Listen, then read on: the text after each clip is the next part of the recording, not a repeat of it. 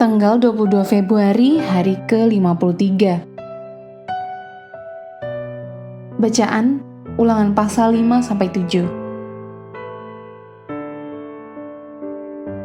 Meninjau tuntutan Tuhan.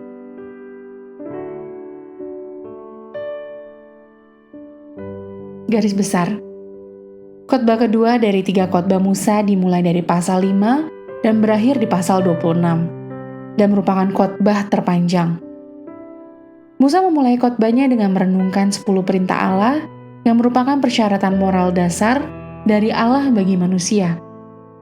Selanjutnya Musa menegaskan betapa pentingnya mencintai Tuhan dan mentaati hukum Allah, serta meneruskan hukum tersebut kepada generasi penerus bangsa Israel. Musa menyadari bahwa umat Israel perlu patuh pada hukum Allah dan mengajarkan perintah Tuhan kepada generasi berikutnya. Dengan demikian, mereka dapat menjadi orang-orang yang taat dan mampu mengalahkan musuh mereka dengan kekuatan yang diberikan Tuhan. Hal ini diharapkan Allah terjadi pada anak-anak mereka.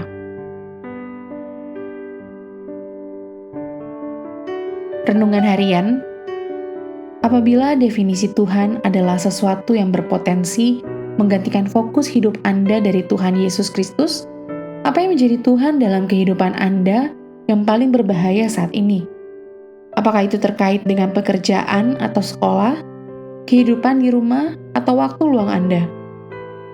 Ketika Musa mengulangi hukum Tuhan kepada bangsa Israel, ia menekankan satu perintah penting. Jangan ada padamu Allah lain di hadapanku.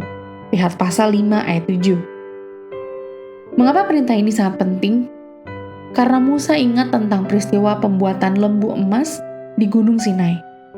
Musa menyadari bahaya yang akan selalu mengancam bangsa Israel, yaitu mengganti Tuhan dengan sesuatu yang lain.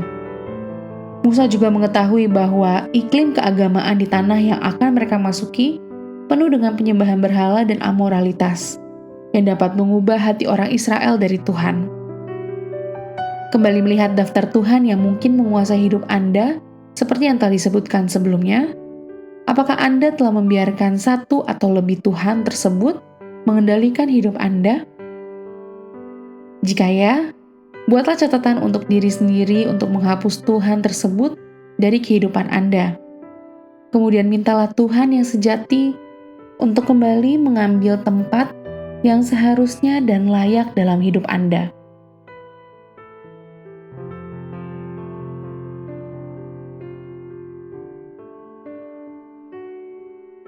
Penyembahan berhala adalah apa saja yang membuat Anda menjadi tawar hati kepada Kristus.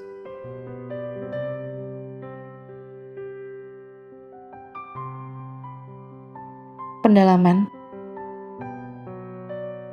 Dengarlah Ulangan pasal 6 ayat 4-9. Dalam kitab Ulangan pasal 6 ayat 4-9, terdapat Shema Ibrani yang terkenal, yang masih dibaca oleh orang Yahudi saleh 2 kali sehari hingga saat ini. Kata ganti orang kedua yang digunakan untuk kata Anda dalam pasal ini adalah kata ganti orang kedua tunggal.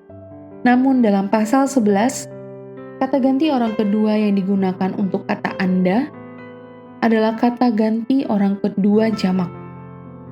Kekuatan bangsa Israel didasarkan pada ketaatan kolektif yang berasal dari hubungan dengan Tuhan dan ketaatan terhadap perintahnya dari setiap individu.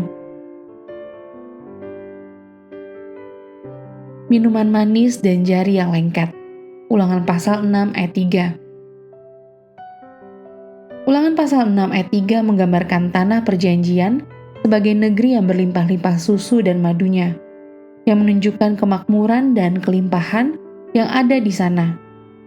Ketersediaan susu yang berlimpah-limpah menunjukkan adanya padang rumput yang luas, sedangkan keberadaan madu dianggap sebagai makanan yang mewah.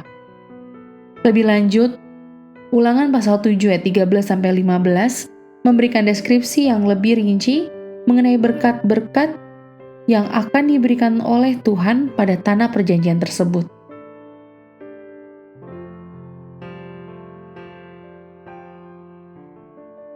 Demikian renungan hari ini. Jika Anda ingin mendengarkan bacaan Alkitab hari ini, silakan buka tautan video yang tersedia di layar Anda. Amin. Tuhan Yesus memberkati.